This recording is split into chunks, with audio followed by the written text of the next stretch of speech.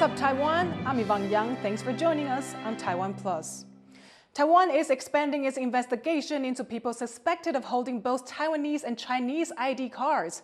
The campaign comes as Taipei ramps up efforts to stop Beijing's attempts to, quote, integrate Taiwan with China. Reese Ayers has more. Entertainers and influencers will join military personnel, public servants and educators on a list of professions whose identities will be scrutinized by the Taiwanese government. Taiwan is looking for people who hold both Chinese and Taiwanese identity documents, and for those caught holding both, they'll have their Taiwanese ID revoked. This latest announcement regarding entertainers comes from Taiwan's Mainland Affairs Council, which handles relations with China, after several Taiwanese influencers and artists were exposed for posting pro-unification messages on social media. And a Chinese influencer living in Taiwan had her residency revoked for the same reason. The suspicion is that some of these artists may have been recruited or otherwise influenced by the Chinese Communist Party in attempts to, as President Lai put it in a press conference last week, confuse Taiwan's national identity. And part of that recruitment process could involve coaxing people with wide spheres of influence to apply for Chinese IDs. Taiwan says it's all a part of a wider campaign by China to influence and infiltrate Taiwan through a range of means, bringing Beijing closer to its ultimate goal of taking control of Taiwan. The practice of revoking Taiwanese IDs isn't a new one. In an interview with the Liberty Times, Mainland Affairs Council Chairman Chiu Chui-zheng said that almost 700 people had had their Taiwanese identities revoked in the last decade after being discovered holding Chinese ID documents in accordance with the Cross-Strait Relations Act. But while not new, the scope of this most recent campaign does seem larger and more targeted, and will also investigate whether any of these artists have engaged with political propositions from the Chinese government, also a potential violation of the law. And while the first round of investigations will target entertainers, educators, the military and public servants, Cho has said that private and public enterprises will face investigation next, furthering the scope of this coordinated attempt by the Taiwanese government to, as it says, protect its sovereignty. Andy Xue, Howard Zhang and Reese Ayers in Taipei for TaiwanPlus. Taiwan has slammed China's prosecution of a Taiwan-based publisher who sold books critical of the Communist Party. Li Yanhe, a Chinese national who's better known by his pen name Fu Cha, has been detained in China for 2 years. Beijing says he was tried on separatism charges in February, but the verdict hasn't been made public. Taiwan's Mainland Affairs Council says China has suppressed all information about the trial.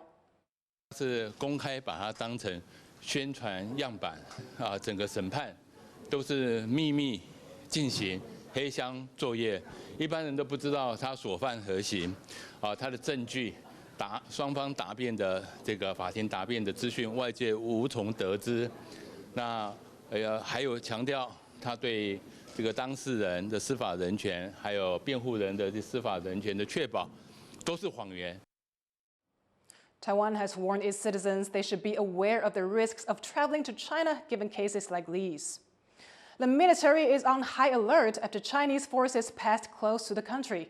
These maneuvers come in apparent response to new drills announced by Taipei, adding a bit of unwelcome realism to exercises meant to test the country's defense. Jaime Ocon reports. Taiwan's Navy stares down a Chinese destroyer operating around Taiwan. It was one of 9 Chinese ships patrolling the region's waters, just hours after Taiwan started military drills to test its capabilities on Monday. China's Navy regularly operates in these waters, but Taiwan's defense minister says that this time it was different.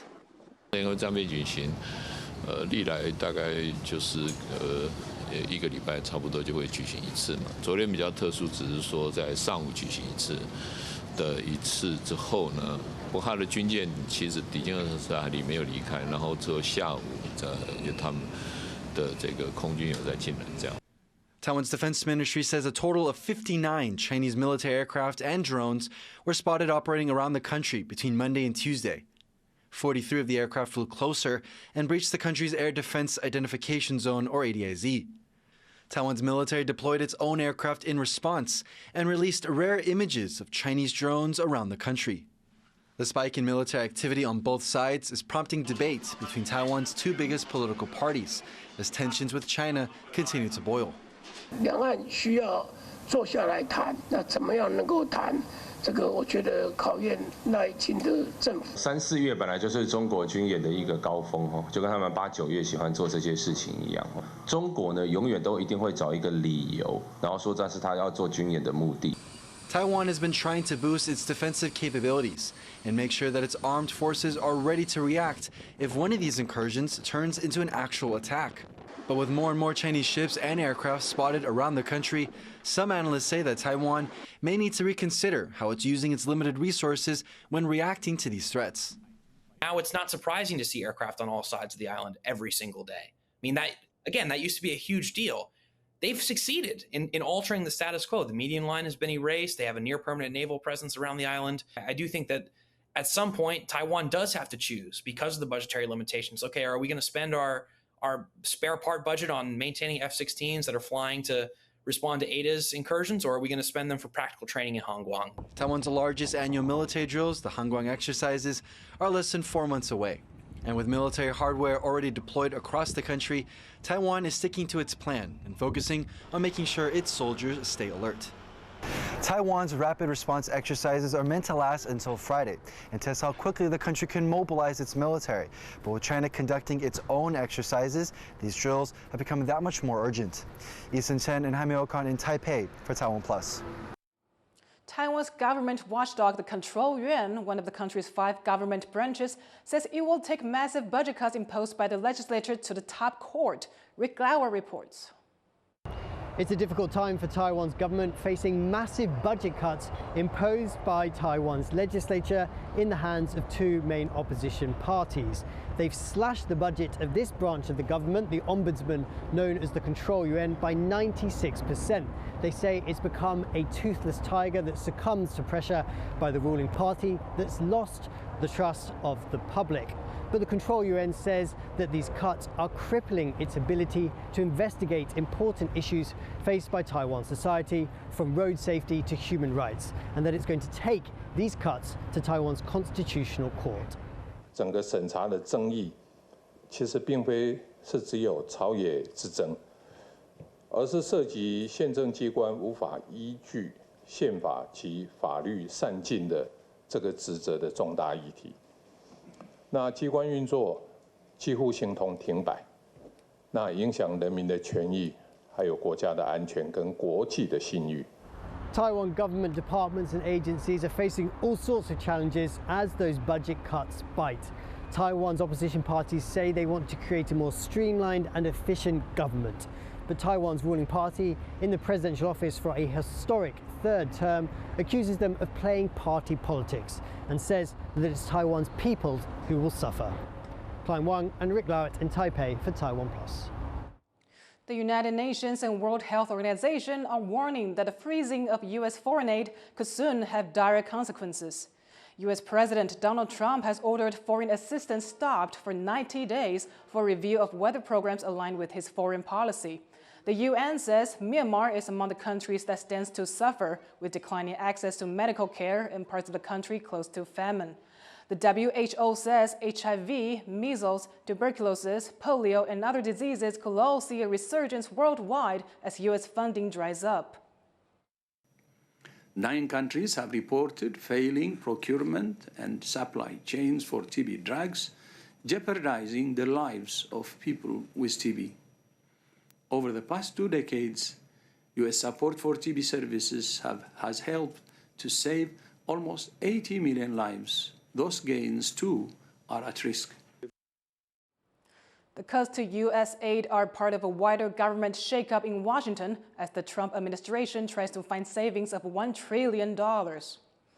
2 U.S. astronauts who have been stuck in space for 9 months are on their way back to Earth. The pair were only meant to go for 8 days, but issues with their Boeing Starliner spacecraft left them stranded at the International Space Station. A SpaceX capsule will now take them home. They're expected to arrive back on Earth on Tuesday. For centuries, sex workers in Japan have toiled in the country's many red light districts. Now, a photographer from inside the industry is shedding light on the hidden history of the oldest profession. Bryn Thomas reports. Beniko often finds herself wandering the streets of Yoshiwara district, camera in hand.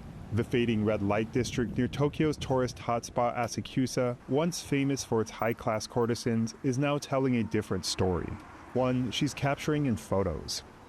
負の歴史と言われているような場所なんですけれども、ただそこに生きてきた人たちがいて、で暮らす人々がいる。で、そこで必死に生きてきた人たちがいるんだっていうことを伝えたいですね。The struggles are something Beniko knows well. She spent 10 years as a sex worker in the neighborhood. 19歳ぐらいからとですね、32歳ぐらいまで風俗店で各地の風俗店で働いていて。Established during the Edo period in a different location, Yoshiwara was moved to eastern Tokyo after a fire. Although it declined during the Meiji period, interest in the history of Japan's red light districts has grown, sparked by its portrayals in film and anime. Watanabe Go's bookshop caters to these interests. 吉原っていうのは他で唯一の場所なんですよね。で、吉原遊郭ができたのが1618年なので、この間の2018年で400年間売春を続けている町。In contrast to its 16th and 17th century heyday, Yoshiwara is a shell of its former self, with most of the adult industry moving to the nearby, vibrant Kabukicho nightlife district after sex work was outlawed in 1958. Today, most of the area's brothels, like the one Beniko worked in, are operated as bathhouses or soaplands. ソープランドっていうのは個室の中で、女性が、男性の体を洗うっていうのが大前提にはなってるんですけど、実態としてはそこで性売春が行われている場所。By her 30s, years of sex work, seeing up to 10 clients a day, had taken a toll on Beniko both physically and mentally. In extreme pain and wanting to care for her child, she left the profession, got a part-time job, and began learning photography. Now 52, she runs a YouTube channel where she shows her face, a decision which has made her the target of abuse, but also gained her a considerable following. 今自分がなぜ写真を撮っているのかっていうのは、過去のことがあるから、その自分の時間は取り戻せないけれども、風俗を歴史として伝えたいという思いがある。それというのは、自分で顔を出してちゃんと話していかないと説得力がないというか、伝わらないと思ったということですかね。Beniko's photo books reveal the hidden back rooms of Japan's red light districts. Through crowdfunding, they've raised over $55,000, far exceeding Beniko's original goal of $7,000. Proof that photography can brighten the corners of a personal history while bringing into focus a complex past. James Lin and Bryn Thomas for TaiwanPlus. Ahead of Taipei Fashion Week, a glimpse at this season's new looks.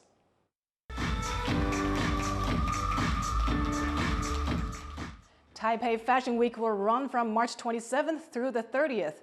This season's event is centered around the idea of endless fashion, advocating for sustainability within the industry. Designers had that mission in mind when creating their looks. 就是时尚无尽的意思，就是说我们希望时尚也是一个循环，时尚不会只有造成地球的负担，而是每一个在这个过程消费时尚的人也参与了分担地球的责任，让时尚的这件事情本身也是一个具有环保意识，是环境友善，然后对于地球整体的资源是友善的方式。Thank you for watching What's Up Taiwan. Follow us on social media for more of our stories. Finally, check out some highlights from the Wing Foil World Cup held this year in Cape Verde. I'm Yvonne Yang. Take care, and I'll see you next time.